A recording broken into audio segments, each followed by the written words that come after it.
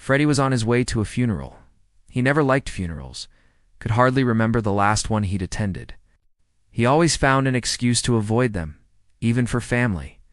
But today was different. Today was Danny's funeral.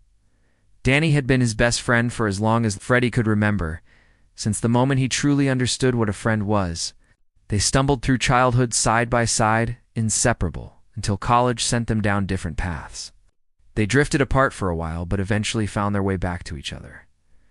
Their friendship was built on rivalry. Who could run faster? Who could land the better job? Who could make the other laugh harder? Beneath the teasing, beneath the competition, lived a deep respect and an unspoken, unwavering loyalty.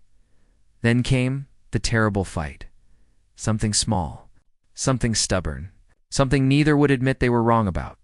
Pride locked their silence in place. No calls, no texts. Months of distance that hardened into habit, and then by pure etchance. They crossed paths during separate business trips. The conversation was careful, tentative, nothing like the effortless banter they once shared. Maybe they were afraid of stumbling back into the argument that had split them apart, but some friendships survive storms. Eventually, the tension eased. The jokes returned. The old comfort resurfaced. Before long, they were traveling together again. Sometimes just the two of them, sometimes with their families by their sides. They made plans to grow old together, to still tease and challenge each other in their 70s, to travel with their grandchildren and argue over who forgot the map. They thought they had decades. But that dream ended, because now one of them would have to travel alone. Danny's private wish. One he never said aloud, that if he died first, Freddie would come to his funeral, despite hating funerals, because he was that important, and Freddie would make an exception.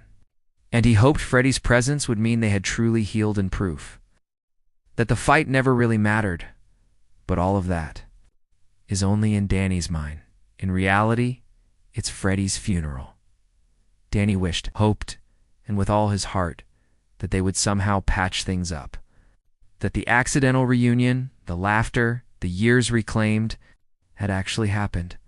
But as Danny watched the casket of Freddie being lowered into the ground, he felt the truth settle over him with a quiet, crushing ache.